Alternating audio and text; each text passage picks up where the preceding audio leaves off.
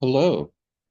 Today I want to talk about part two of my three-part series titled Introduction to Harmonic Astrology. And in this part, I want to discuss the meanings of harmonics 1 through 12. Well, 1 is just your natal chart. So basically, let's say 2 through 12. And then I'll talk a little bit about how to interpret harmonics that are larger than 12. So let me share my screen and we'll begin. This will take just a minute. Oops. And let's see, I've got to get rid of some panels here so I can see what I'm doing. And just one more. Almost there. And now I am ready. Introduction to Harmonic Astrology Part 2, The Meanings of Harmonics. Okay, the main authority for interpreting harmonics is David Cochrane, who's also known as Santino Mancuso. Uh, I'll refer to him some part of the time as Santino, but in particular, when I'm talking about books or other things he's authored under the name David Cochrane, I'll use that name. Anyway, Santino's interpretations should always be seriously considered because they are derived from empirical research based on extreme case sampling. My interpretations, on the other hand, are based on where the harmonic angles fall in the cycle of becoming.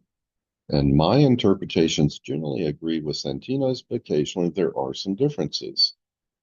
And for information on how David's or Santino interprets harmonics, there are two free sources you should download. The first is from the Avalon Astrology .com, the Avalon School of Astrology.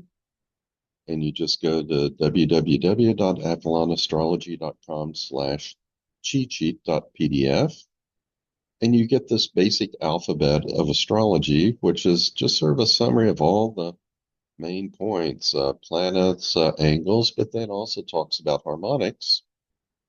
And it gives succinct definitions, interpretations of several harmonics, I think probably going up to 32. And then there is a free book you can download from this web address. It's on the side of astrosoftware.com, which produces the Sirius uh, astrological program, Sirius, Kepler, Pegasus. They also sell WinStar, some of the top software out there. You can go to this website and download this ebook on the first 32 harmonics. And this book will go into more detail, give a lot of examples, and it also contains not only David Cochrane's interpretations, but interpretations of other astrologers such as John Addy. So you can compare these different threads of thought regarding various harmonics. Now, you can also go to Santino or David Cochrane's website at astrologydc.com. And on this webpage, you will find a very nicely organized index to the hundreds of videos that Santino has on YouTube. And you go down to systems and perspectives, look for vibrational astrology. We got basics, intermediate, advanced, and you can find lots of videos here on vibrational astrology, which is the particular form of harmonic astrology that David or Santino practices. And you can find his interpretations of the meanings of several different harmonics. Okay, now we already have a good idea of what the two harmonic, the opposition, the three harmonic, the trine, uh, And the sixth harmonic, sextile mean, and actually in this list, I should also include the four harmonic, which is the square. Uh, those we pretty much know about. The two harmonic chart shows we will become as a result of resolving and dealing with the oppositions in our lives. The three harmonic chart shows who we will become as a result of taking the path of least resistance in life. The four harmonic chart shows who we will become as a result of wrestling with the challenges that life gives to us.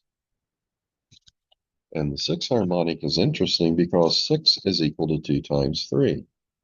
Consequently, the list of six harmonic angles, which I have here, it contains both the two harmonic angles and the three harmonic angles. And that suggests that the six harmonic angle is a blend of overcoming opposition, the two harmonic, and experiencing pleasure, the three harmonic. Furthermore, note that the root six harmonic angle 60 degrees corresponds to what I call the first state in the cycle of becoming. And that first state involves both integrating with the other while also seeking pleasure. Okay. Now, there does seem to be general agreement that the five harmonic has to do with play and creativity, and maybe even talents, as some people think. But as we move on to higher harmonics, we begin to see a variety of opinions. And though different, they may all be correct. And as I said in the book, The First 32 Harmonics, Cochrane gives other opinions along with his own. Okay. Now, if we look at where the five harmonic falls in the cycle of becoming, it's right after the first state. It's the first harmonic angle we come across right after the sixth harmonic, which is the first state. Think of the euphoria you feel after a successful first date. That feeling of being on top of the world and you can do anything. This gives you an idea of what the five harmonic represents. Now, if we look at the seven harmonic, John Addy believed the seven harmonic had to do with mystical and religious experience. But the research of Santino Cochrane suggests that this angle results in focused attention. And that makes good sense to me because on the cycle of becoming, the root seven harmonic angle, which is about 51, it's in between 51, 52 degrees, it falls right before the first state. So think of the kind of focus you have as you are getting ready for that date. And the seven harmonic chart then will be a chart which shows who you are as this very focused person. Okay, the root eight harmonic angle, 45 degrees, is a drive to take action to solve one's problems. And the cycle of becoming, it falls halfway between the first encounter and the first state. And it represents the turning point where we decide to take action in order to set that first state. So this is the point where, at the first encounter, you see that person across a crowded room. You want to go out with them. This is that turning point when you give them a call and ask them out on that date. Now, according to Cochrane, the nine harmonic, its root angle is 40 degrees. It seeks acceptance and inclusion in a larger community. Also, since 9 equals 3 times 3, this harmonic doubles down on the pursuit of pleasure. If we look at its location in the cycle of becoming, the 9 harmonic represents a determined effort to find joy through integrating with others. And then when we get to the 10 harmonic, the root angle for that harmonic is 36 degrees. It's seen as a combination of playfulness and integrating with others since 10 is equal to 5 times 2. Furthermore, since the root 10 harmonic is shortly after the root 12 harmonic, in the cycle of becoming, one can think of it as joyful contemplation of the relationship you are now dreaming of. Okay, So since 10 is equal to 5 times 2, it combines some of the playfulness of the 5 harmonic with the desire to integrate with others that we find in the 2 harmonic. Okay, when we get to the 11 harmonic, the root 11 harmonic angle is approximately 32.7 degrees. Cochrane describes this harmonic as restless and impatient and seeking something new. And the cycle of becoming, the 11 harmonic, is the first to follow the first encounter. And it represents an eagerness to proceed. So you saw that person across a crowded room. Now you just can't wait to go out with them, to get started on a relationship. And then we come to the 12 harmonic, 30 degrees. And in some ways, it represents the complete person. It shows who you will become after you experience both the bitterness and the sweetness that life has to offer. And notice too that the set of 12 harmonic angles shown down here, it contains all the angles in the 2 harmonic, the 3 harmonic, the 4 harmonic, and the 6 harmonic. Thus, the 12 harmonic encompasses a lot of life's experiences. You could have to have experience with all of these other harmonics in order to fully activate the 12 harmonic. Now, for harmonics larger than 12, the root harmonic angle is always in Aries, which represents the head. And this suggests that these harmonics will operate on a more psychological level. However, that doesn't make them weaker. It makes them even more powerful. I should have even more rather than more even powerful.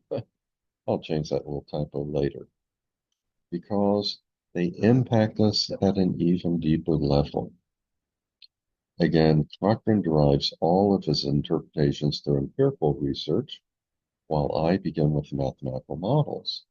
Also, Cochrane often ignores signs and houses since aspects have frequently been shown to be more important. I, however, find the astrological signs to be a valuable part of interpretation, even if their impact is indeed weaker. Furthermore, remember that in modern Western astrology, the signs don't represent constellations, but phases of development that can be found in any cycle. Hence, the interpretation of any cycle can be enhanced, in my opinion, by considering the 12 signs. And I do this particularly for the 30-degree cycle. Just as on a clock, we have a minute hand and an hour hand that are related but advance separately. So do we have 2 clock hands in the zodiac? One clock hand is somewhat tied to the monthly cycle. It'd be exactly tied if every monthly cycle of the moon was, exactly 30 days and went 30 degrees in 30 days. But we have this one cycle of 30 degrees where once we get to 30 degrees, we go back to the beginning of a sign. But then we also have what is the hour hand, which advances a little bit more slowly.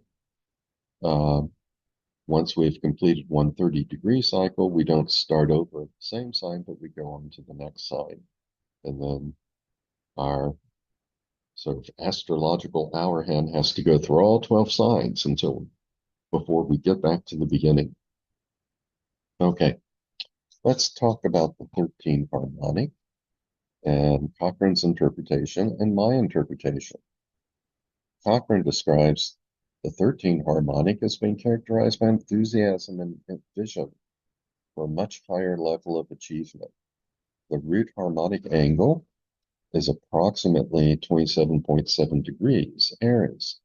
If we replace Aries by that 12 sign zodiac, which means we're going to the 12 harmonic, then this angle is transformed into approximately 2.3 degrees in that 12 harmonic. If we continue to replace our signs by 12 sign zodiacs, So we go from the 12 harmonic to the 12 squared harmonic, then we can go to the 12 cubed harmonic, and even higher. For the 13 harmonic, we just keep alternating back and forth between 27.7 degrees Aries and 2.3 degrees Pisces. And this flip-flop back and forth from Aries to Pisces suggests a combination of both vision and action that resonates well with Cochrane's interpretation. And here I have sort of a little bit longer version of Cochrane's interpretation, and I see words like transcend and vision relating back to Pisces, and self-willed and self-motivated relating to Aries. Okay, now I will give you this one example before I stop. Um, I'll look at my chart and using Frequency Finder, that software program I told you about in part one, it looks like for harmonics from 1 to 360, the strongest one is the 166 harmonic. Since this is a utility used in vibrational astrology, that uh, specific branch of harmonic astrology, they're using the word vibrations and the letter V for vibration in place of the word harmonic. So when it says V 166, that means harmonic 166. And that factors in 83 times 2. So you can also ponder the meaning of the 83rd harmonic, combine that with the 2 harmonic to get some additional nuance. But I'm just going to work just with the meaning of the 166 harmonic as I would try and analyze it. And what I do is I first find the root 166 harmonic angle, which is 2.2 degrees Aries. And then I look to see what this would change to in the 12 harmonic, the 12 squared harmonic, the 12 cubed harmonic, and I'll even go out to the 12 to the 4 power harmonic. And in the 12 harmonic, this angle is changed into 26 degrees Aries approximately. In the 12 squared harmonic, we get 12.3 degrees Aquarius approximately. And in the 12 to the 3rd power harmonic, we get approximately 27.5 degrees Leo. And in the 12 to the 4 harmonic, we get 29.6 degrees Aquarius. So this combination of signs suggests that this harmonic will focus on action and independence, that's Aries, friends and working with others, that's Aquarius, and personal creativity, which is Leo. And this harmonic chart is going to represent me at a rather deep level. But this is not a chart I began life with. This is a personality I have evolved into. And at this stage in my life, I'm in my 70s. This chart seems to give a pretty good description of me. So let's just take a look at it here. And let's see, the ascendant in this chart, in this harmonic, is actually strongly conjunct my natal Venus in Taurus. I have my natal Venus at 23 plus degrees Taurus, and this ascendant is at 24 plus degrees Taurus. So pretty strong conjunction. And this is going to strengthen all the tendencies of Venus and Taurus in my natal chart. My tendencies toward peace and harmony and kindness. Okay, now I have both the sun and the moon on or near the cusp of the 7th house. And this is an emphasis on relationships with others. In this harmonic, in my natal chart, I've got everything bunched up over here. I'm pretty much isolated, first and 12th house, but now I can be much more sociable, much more outgoing with people. Also, Sun in Sagittarius represents a quest for growth, freedom, and expansion of knowledge, while Moon in Scorpio searches for that which is deep and hidden.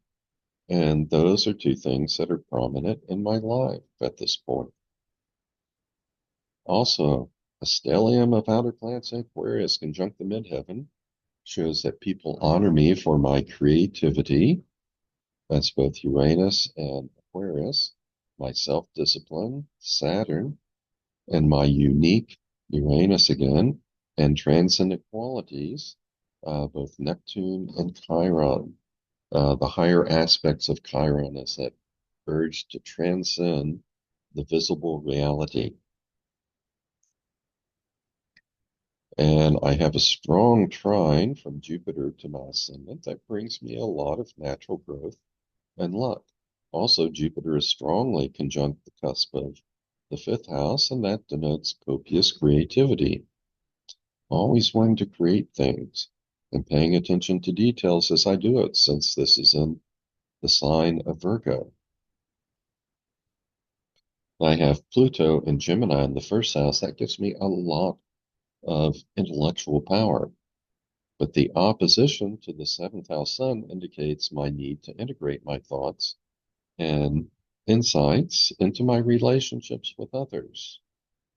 And not everyone out there really understands all these powerful thoughts and insights and revelations having, but I feel a need to explain that to others to make that part of the relationship. Good luck. And finally, the Grand Cross in this chart that is on the angles. It indicates that I am very proactive in pursuing my goals. This Grand Cross creates a lot of initiative and a lot of action. So I'm always starting things and always creating new things. And I'm honored for my transcendence and uniqueness here.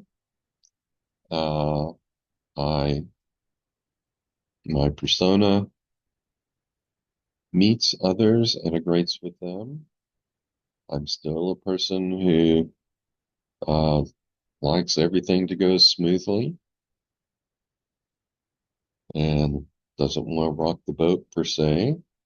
And with Mercury down here near the bottom of my chart and conjunct the cusp of this fourth house, I still like to retreat into my own abode, my own personal space, and engage in creative thought, creativity, Leo, creative thought, Mercury, while in this personal space of mine, the home where I am king.